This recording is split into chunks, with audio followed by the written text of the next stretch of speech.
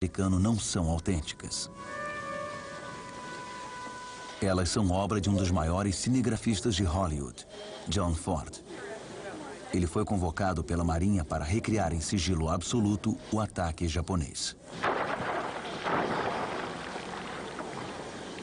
Para as cenas de bombardeio e destruição dos navios de guerra, ele teve que utilizar modelos. Mas ficção e realidade não combinaram bem. Parecia claramente falso, e quanto ao conteúdo, ficou tão grotescamente propagandístico que o chefe do Estado-Maior, General Marshall, preferiu tirar o filme de circulação. Roosevelt, que compreendia o impacto das imagens sobre a opinião pública, decidiu tratar a guerra com realismo. Ele enviou câmeras para filmar a vida dos homens na linha de fogo, a começar pelos porta-aviões que sobreviveram a Pearl Harbor. No início de 1942, eles partiram para a guerra, rumo ao oeste do Pacífico em busca da frota japonesa. Estes porta-aviões se tornariam as peças-chave num jogo de xadrez de proporções oceânicas. No final da guerra, os Estados Unidos possuiriam mais de 120 porta-aviões.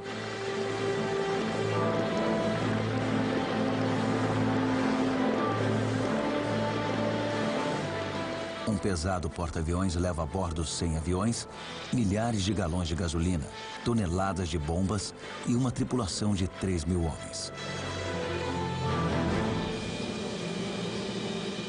Estes jovens americanos, dos quais metade nunca havia visto o mar, completariam um treinamento a bordo.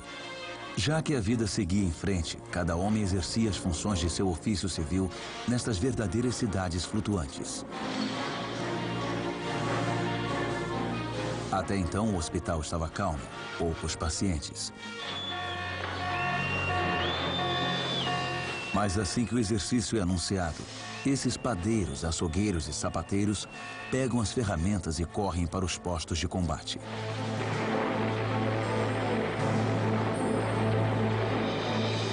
Esta multidão de fuzileiros navais servia a um pequeno número de pilotos da Marinha dos Estados Unidos.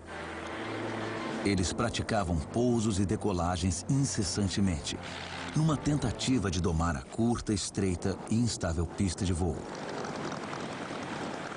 O coreógrafo deste balé aéreo era o oficial sinalizador de pouso. Qualquer detalhe ignorado por ele ou pelo piloto podia acabar em desastre.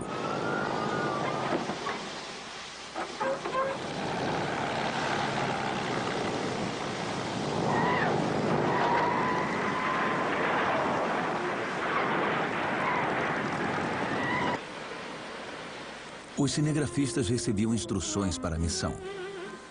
Não se trata de destruir os corações das mães, nem desencorajar alistamentos. À primeira vista, essas imagens da Marinha sugerem que os maiores riscos a bordo de um porta-aviões eram queimaduras solares e enjoo. Porém, um olhar mais profundo revela que o tempo custava passar nestas prisões flutuantes. Os dias seguiam num ritmo monótono. Em suas cartas, eles falavam em ter tempo de sobra para pensar no futuro. Estudando o mapa, eles se dão conta da imensidão do Oceano Pacífico. De São Francisco ao Havaí, 10 dias. Quase um mês inteiro para chegar a Xangai. Alguns procuravam entender a pequena nação insular do Japão, que os levava à guerra. Mas eles só tinham uma imagem vaga e exótica de filmes como este, trazidos por viajantes que mostravam o Japão habitado por delicadas e frágeis Madames Butterflies. Eles só viam uma terra sofisticada e eterna, que a cada primavera celebrava a beleza efêmera das cerejeiras em flor. Tóquio, 1939. Mas por trás dessas gueixas preocupadas com cerimônias do chá, gravuras e kimonos de seda, havia outra face do Japão. Um país de samurais, com seu nobre código de conduta, o Bushido. Na véspera da guerra, o Japão comemorou seu aniversário de 2.600 anos. Ao longo dos séculos, esses homens cultivaram uma tradição baseada na honra. Sem medo da morte, dispunham-se a sacrificar a própria vida por seu mestre. Eles eram os fiéis súditos do Mikado, o imperador descendente direto da deusa do sol. O Japão sempre considerou seus imperadores como deuses. Mas, embora esse monarca divino ocupasse o trono, o verdadeiro poder ficava nas mãos da casta militar. Mesmo com tradições profundamente arraigadas no passado, em menos de 100 anos, o Japão transformou-se num país moderno. Por que não imitar o Ocidente? Perguntavam os líderes militares japoneses. Por que não criar um império colonial e trazer os recursos naturais que faltam no Japão? A vizinha China foi o primeiro alvo óbvio. Em julho de 1937, o Japão invadiu a China sem declarar guerra, dando início a um conflito especialmente violento. Xangai, 1940. Para o cinegrafista amador americano Francis Line gravar estas imagens, teve de pedir permissão aos ocupantes japoneses. Xangai ficou com as marcas de sua derrota. Sofrendo furtos e pilhagem, os habitantes de Xangai jamais esqueceram a invasão. Apesar da crueldade japonesa não ter atingido todas as cidades, em Nanquim, os ocupantes massacraram mais de 100 mil civis, incluindo mulheres e crianças.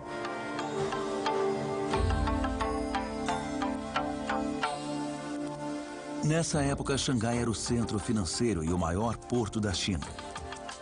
Uma cidade de aventuras e aventureiros, ela serviu de cenário para Tintin e o Lotus Azul. Os expatriados franceses, britânicos e americanos que viviam e trabalhavam em concessões internacionais começaram a fazer as malas. Até então, eles tinham sido poupados, mas Tóquio logo anunciou que daria fim à política de portas abertas aos estrangeiros. Os japoneses declararam que o motivo de invadir a China era libertar o mundo asiático da raça branca, um ataque direto às maiores potências mundiais. Washington, 1941. Em janeiro de 1941, os Estados Unidos celebraram a triunfante reeleição de seu presidente. Franklin D. Roosevelt prestou juramento para seu terceiro mandato. Percebendo o aumento da tensão no Extremo Oriente, o presidente americano se opôs às ações japonesas. Ele anunciou o embargo de petróleo ao Japão. Um golpe quase fatal para um país sem fontes de energia naturais próprias. A resposta dos japoneses a Roosevelt foi Pearl Harbor. Pearl Harbor, 1941. No dia seguinte ao ataque, os americanos estavam chocados com a dimensão do desastre. 7 navios afundados e mais de 2.000 americanos mortos. Roosevelt declarou guerra ao Japão. Mas seus conselheiros militares sabiam que não tinham condições de lançar um contra-ataque imediato bem-sucedido. Os Estados Unidos tiveram de conviver com sua impotência diante da expansão do inimigo pela Ásia.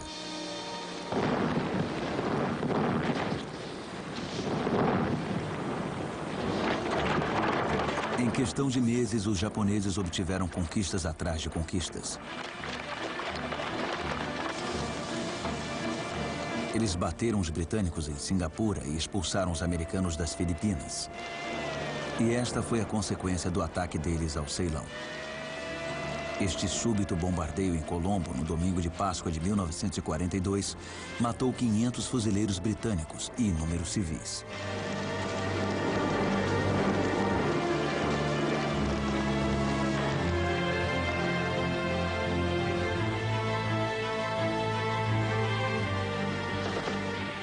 Aos povos sob seu governo colonial, Tóquio declarou que o Império Japonês traria a libertação do imperialismo estrangeiro.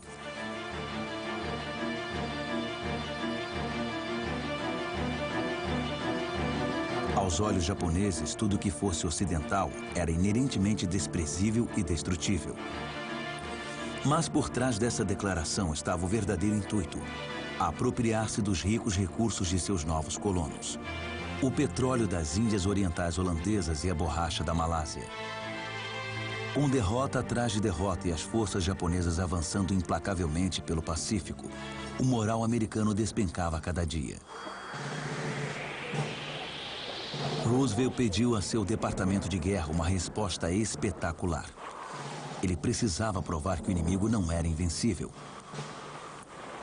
O povo americano acreditou na determinação de seu presidente. Apesar de ser uma vítima da polio que usava colete e cadeira de rodas, ninguém duvidava de sua disposição para lutar.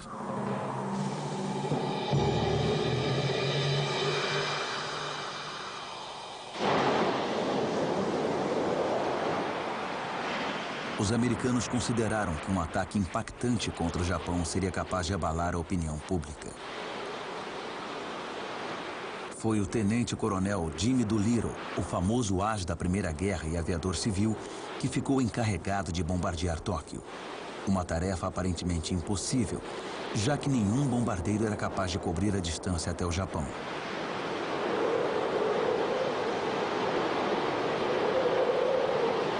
Mesmo assim, um porta-aviões e uma frota de 12 navios continuaram navegando a todo vapor a noroeste do Pacífico. O plano de Doolittle era usar o convés do USS Hornet para lançar bombardeiros B-25. Este avião de 15 toneladas não foi projetado para porta-aviões. Eles precisavam de pistas de 800 metros. Mas os pilotos de Doolittle haviam treinado especificamente para lidar com um convés de 200 metros. A cada dia, o hidroavião de reconhecimento era lançado. Ele observava os mares para garantir que o caminho estava livre, que eles não corriam risco de encontrar a frota japonesa. Com tão pouca distância, as chances de escapar da detecção das patrulhas japonesas eram pequenas. A frota teve de cruzar todo o Pacífico de leste a oeste. O USS Hornet precisou reabastecer no meio do caminho, já que os porta-aviões não levavam combustível suficiente para ir e voltar. Uma tempestade os assolou por vários dias. Em 17 de abril, foi decidido seguir com o reabastecimento, apesar dos mares turbulentos. No dia seguinte, o hidroavião de reconhecimento voltou com uma notícia perturbadora. 2 navios japoneses estavam se aproximando. Eles provavelmente haviam avistado a frota e tinham dado o alarme pelo rádio. Oceano Pacífico, 1942. Tóquio ainda estava distante, mas era tarde demais para retornar. Doolittle deu a ordem para voos de emergência imediatos. Ele foi o primeiro a decolar.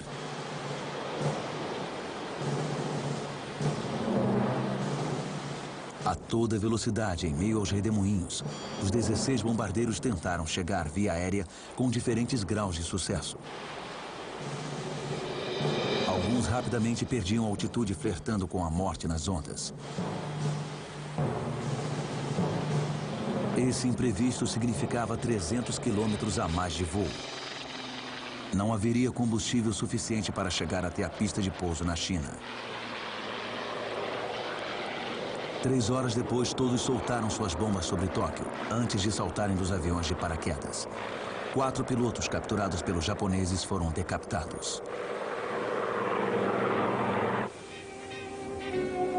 O bombardeio restaurou o moral dos americanos e serviu para lembrar que nenhum país estava imune a um ataque aéreo. A costa da Califórnia e suas fábricas de avião foram as primeiras a sentir-se ameaçadas. As autoridades locais mobilizaram as unidades de defesa civil. 6.000 mulheres foram convocadas para vigiar o céu. A mídia também teve seu papel, omitindo boletins de clima e qualquer outra fonte que pudesse fornecer informações importantes ao inimigo. 3 milhões de cidadãos americanos tornaram-se voluntários da Cruz Vermelha. Eles colhiam doações de sangue e preparavam curativos na expectativa dos primeiros ataques aéreos. Em Washington, o governo construiu abrigos, instalou sirenes em edifícios e ordenou blackouts, deixando os civis responsáveis por camuflar suas fontes de luz. Eles eram aconselhados a estocar areia para o caso de bombas incendiárias. O Arquivo Nacional Americano até mesmo guardou a Declaração de Independência original num cofre blindado em Fort Knox. Washington, 1942. Cupons foram distribuídos quando os estoques de alimentos começaram a acabar. Qualquer item necessário ao exército logo era reduzido dos estoques. Nas estradas havia um limite de velocidade emergencial de 55 km por hora. A velocidade da vitória. Isso poupava gasolina e pneus para os militares, enquanto os civis tinham de passar um mês com menos de um tanque.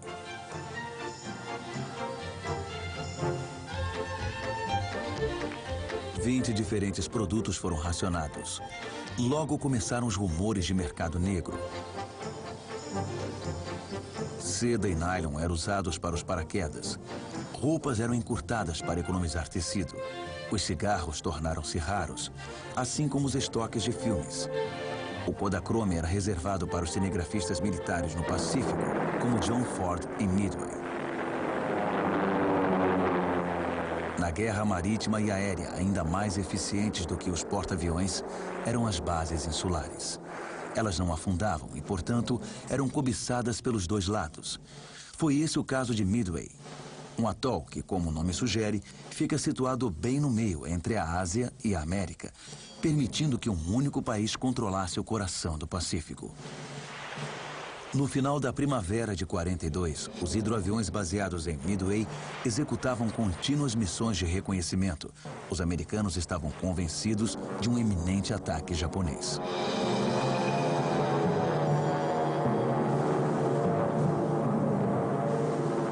Em 3 de junho, um hidroavião avistou a frota imperial japonesa seguindo diretamente para o atol.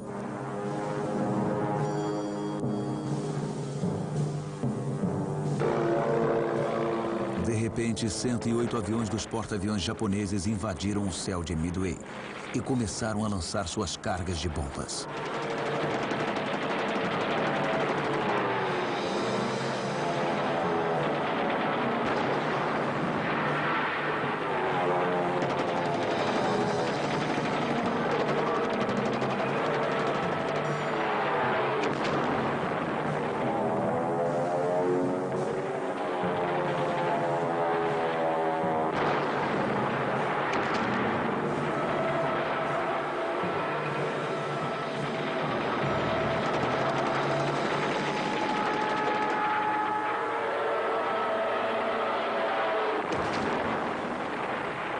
A defesa antiaérea de Midway abateu 38 aviões japoneses.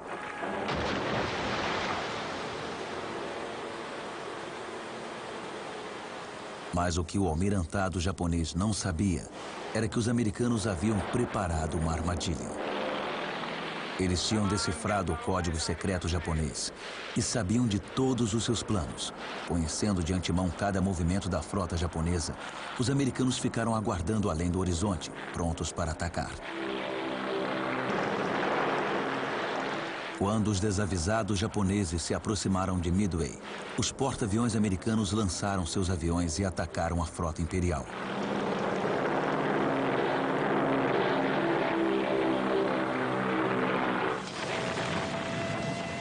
Midway, 1942. Na ilha, o hospital estava em chamas. Tanques de combustível haviam explodido. A base estava em ruínas. Mas o alvo principal dos japoneses, o campo de aviação, continuava intacto. A Força Aérea Naval Imperial retornou aos porta-aviões para reabastecer-se de bombas. As forças americanas ficaram de prontidão para o iminente retorno do inimigo. John Ford teve de abandonar sua equipe de filmagem por ter sido ferido no ataque, o que o levou a perder a visão de um olho. Enquanto isso, no mar, os pilotos americanos localizaram a armada japonesa e levaram sua ofensiva a um desfecho abrupto, ao afundarem dezenas de navios e 3 porta-aviões. Ao retornar à base, um 4º porta-avião, o Hiryu, lançou seus aviões em perseguição. Eles acharam a frota americana e atacaram, na esperança de fazer a balança pesar novamente a seu favor.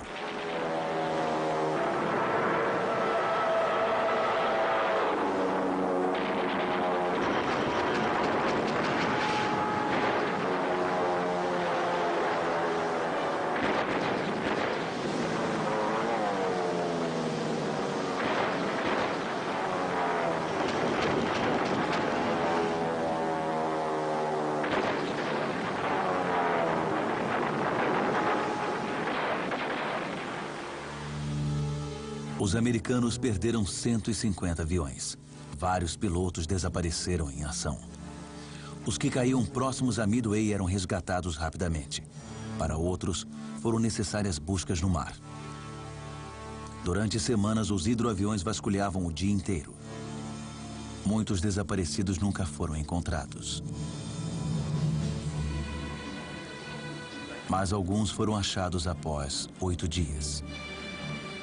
9 dias.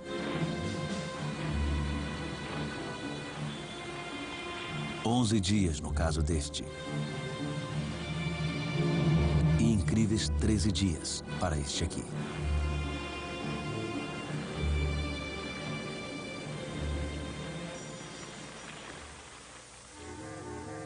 Desde Pearl Harbor, a América passou a temer os espiões.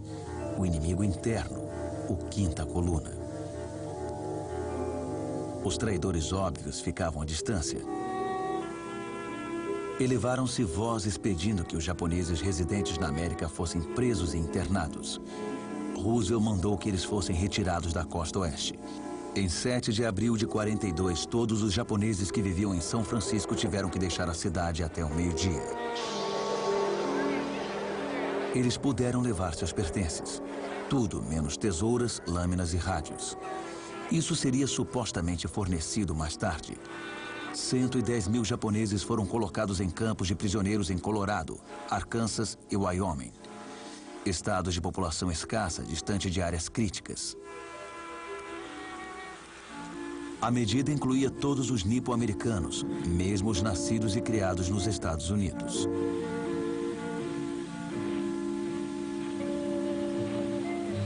O congressista do Mississippi, John Hecklin, declarou: "Uma vez japonês, sempre japonês.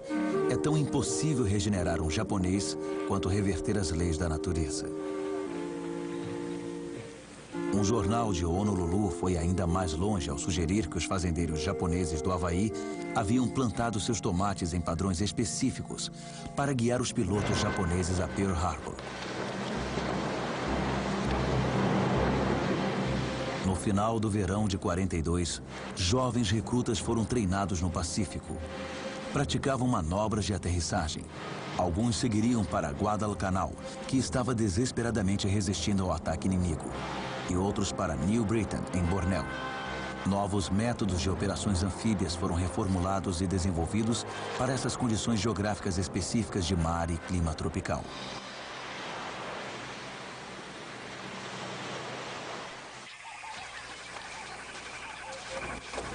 A selva é um ambiente naturalmente hostil, local ideal para emboscadas.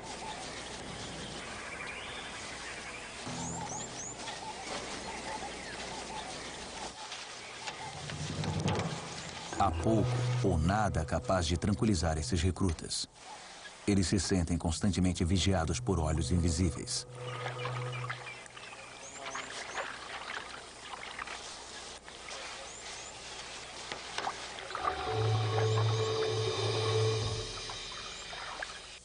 Eles usam cães para revelar os franco-atiradores japoneses camuflados nas árvores.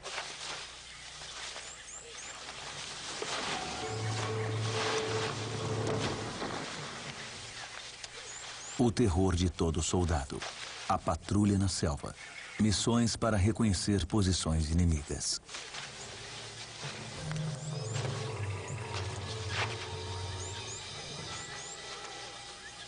A tensão é extenuante. O menor ruído de animal ou som de uma árvore morta caindo deixa os nervos à flor da pele. Os soldados novatos reagem, lançando granadas aleatoriamente.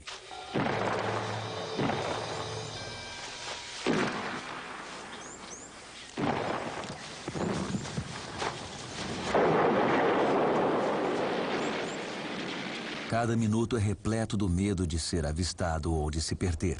Ou pior, de ser atingido por fogo amigo na volta para suas linhas. Alguns dias depois, todos mostram os sinais do estresse extremo. Noites sem dormir e desinteria os esgotaram. A malária faz mais vítimas do que os japoneses. Pittsburgh, 1943. No inverno de 43, as tempestades de neve paralisaram o leste dos Estados Unidos. Mais produtos foram racionados. Terças e sextas tornaram-se os dias sem carne. As notícias nos jornais não eram mais confortadoras. A ofensiva americana havia diminuído. A Marinha não tinha navios suficientes para levar suprimentos às tropas no Pacífico Sul. Aqueles que diziam que a guerra seria rápida, logo se viram obrigados a mudar de opinião. Mas em Washington, Roosevelt permanecia confiante. No Departamento de Guerra, o general MacArthur prometeu ao presidente que retomaria as Filipinas. O almirante Nimitz garantiu que conquistaria os arquipélagos que impediam a rota para o Japão. Casablanca, 1943. Na Conferência de Casablanca, Roosevelt revelou os planos de seu Departamento de Guerra para Churchill. Ele o convenceu a aprovar a busca de uma rendição incondicional de Japão e Alemanha. Nenhuma negociação seria possível. Os soldados americanos perceberam que teriam de abrir caminho para Tóquio.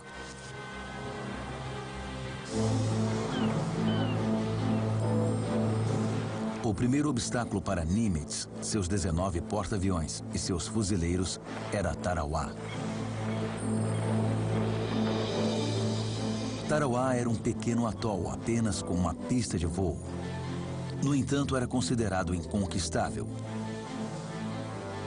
Esses homens sabiam disso, como também sabiam que muitos deles morreriam no dia seguinte.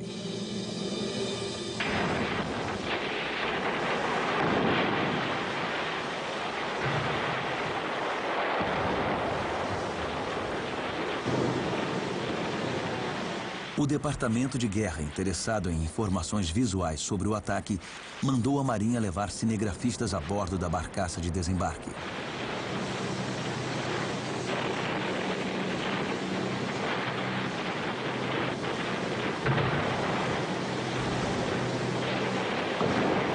Ao se aproximar do litoral, a barcaça de desembarque encalhou no Recife. A maré estava muito baixa. Os fuzileiros tiveram que pular. Imediatamente, tiros de artilharia começaram a bombardear a barcaça encalhada. Entre os que tentaram nadar até a praia, poucos conseguiram.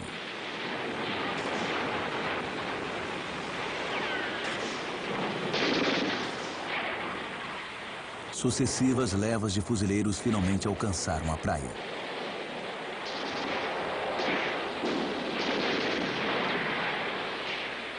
E conseguiram estabelecer uma cabeça de praia. Entrincheirados, os japoneses ofereceram grande resistência. Ataque seguido de ataque, mas sem resultado. Para conseguir filmar o combate, os câmeras estavam na linha de frente. Seu relato visual previa a terrível violência que estava por vir no Pacífico.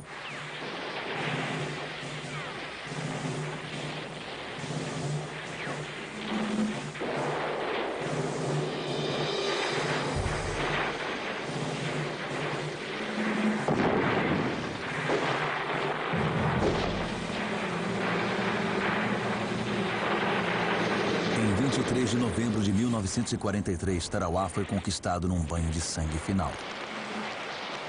O conflito foi completamente diferente do alarde do almirante americano que havia prometido a seus homens. Não somente neutralizaremos Tarawa, como a apagaremos do mapa. Enquanto seu oponente japonês declarava, nem mesmo 1 milhão de americanos tomarão esta ilha em 100 anos. 1/3 dos fuzileiros foram mortos ou feridos.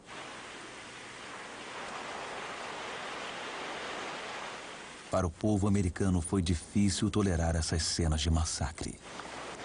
Até Tarawa, ele havia sido poupado das imagens mais chocantes. Mas o pior estava por vir. Em poucos meses não haveria nem sequer tempo de enterrar os mortos. Um trator simplesmente os cobria com terra. Após tantas cenas de glória, agora o cinema mostrava pela primeira vez a verdadeira face da guerra.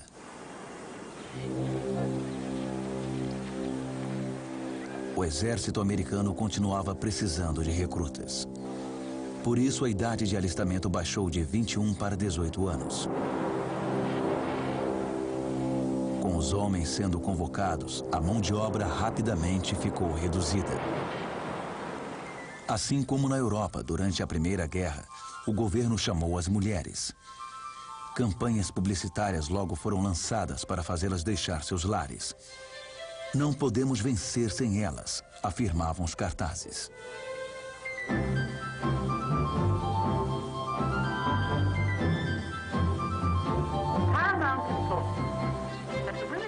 Até mesmo a primeira-dama, Eleanor Roosevelt, declarou que a vida de seus entes queridos dependia do trabalho delas nas fábricas.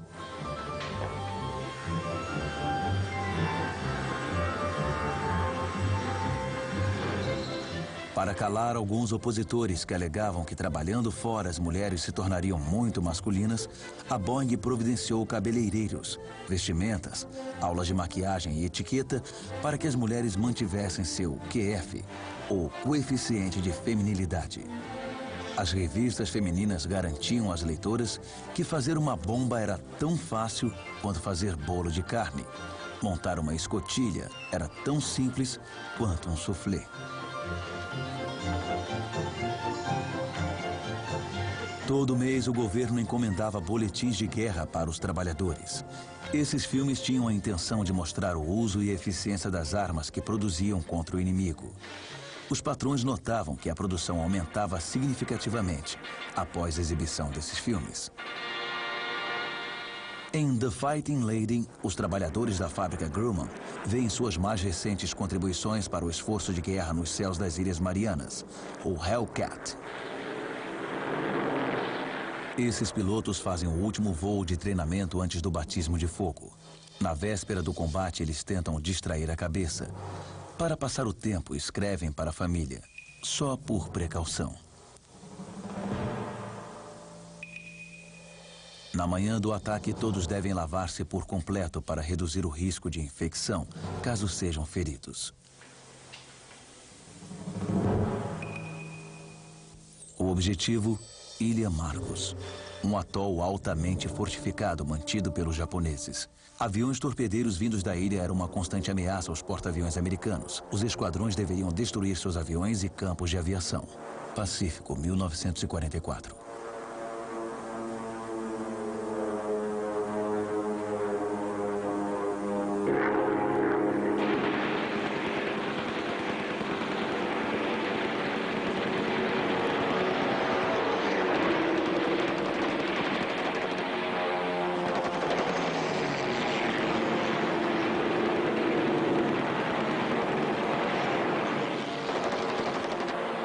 Os caças e bombardeiros americanos chegam em 4 levas sucessivas.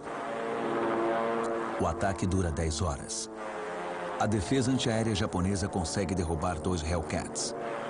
Ao retornarem para os porta-aviões, os esquadrões surpreenderam um hidroavião japonês se afastando do navio patrulha USS Emily.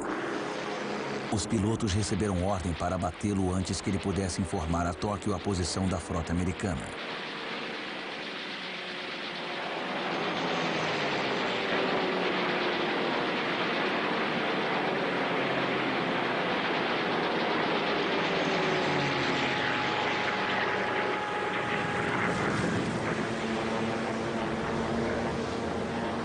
Antes de cair no mar, o hidroavião deve ter transmitido sua informação. Ao anoitecer, a Força Aérea Imperial Japonesa localizou o porta-aviões americano.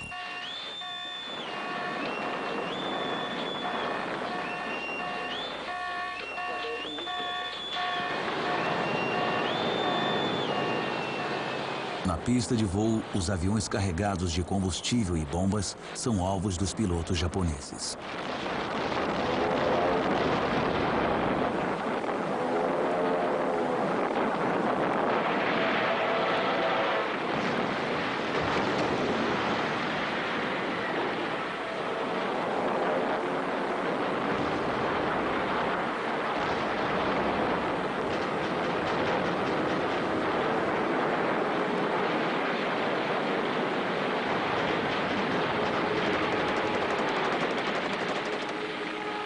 Mas desta vez a sorte está com os americanos e o porta-aviões escapa ileso.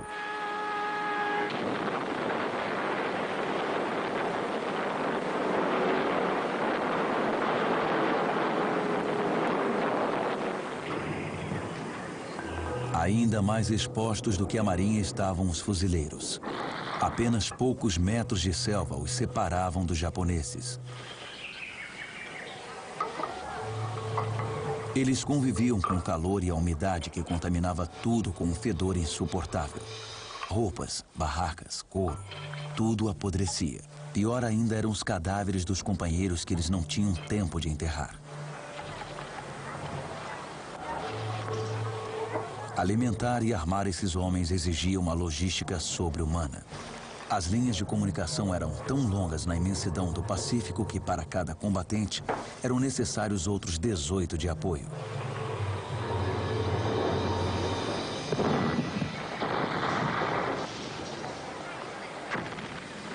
Os soldados americanos não podiam sequer beber álcool para desligar a mente da batalha. Estes, numa exceção, receberam uma cerveja leve. As práticas dos velhos tempos de proibição voltaram, com os mesmos resultados.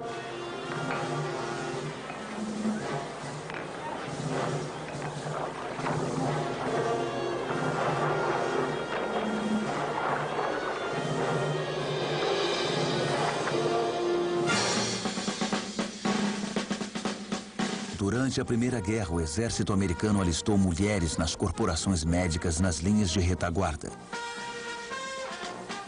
Desta vez, as enfermeiras seriam levadas para o front. Elas passaram por testes para examinar suas reações durante um ataque e a convicção de sua vontade de participar. Elas logo calaram aqueles que afirmaram que elas fugiriam ao ouvir o primeiro disparo. No entanto, foi só em 43 que a primeira médica teve permissão de tratar soldados feridos. O povo americano tinha uma imagem negativa dessas mulheres, que eram consideradas excessivamente masculinas, ou pelo contrário, magras demais. Foram tantos os rumores espalhados sobre o mau comportamento dessas mulheres uniformizadas, que o governo chegou a investigar para ter certeza de que não era uma campanha de desinformação lançada pelo inimigo. Um dos últimos serviços a admitir mulheres foi a Força Aérea Naval. Para ser piloto, a seleção era difícil. Na escola de aviação só para mulheres de Avenger Field, no Texas, menos de 10% das candidatas eram aceitas. Os toques finais do treinamento eram feitos em um simulador de voo antes que elas voassem de fato. A maior contribuição delas para o esforço de guerra era entregar aviões para as Forças Armadas. Elas os retiravam diretamente das fábricas e os levavam até as bases aéreas. Outras missões, porém, eram mais arriscadas. Aqui podemos vê-las agindo como alvos para treinamento de tiro.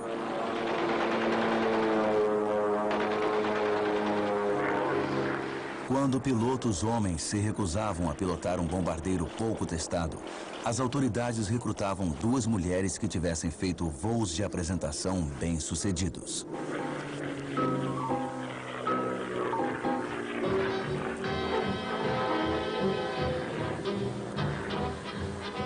Em 6 de junho de 1944, no Texas, essas mulheres pilotos e mais 130 milhões de outros americanos saudaram o pouso bem-sucedido dos aliados nas praias da Normandia.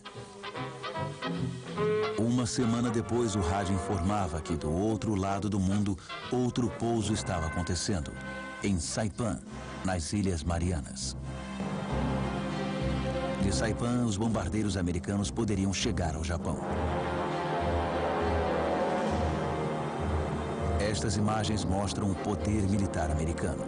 A América estava agora em posição de lançar 2 armadas, uma no Atlântico e outra no Pacífico.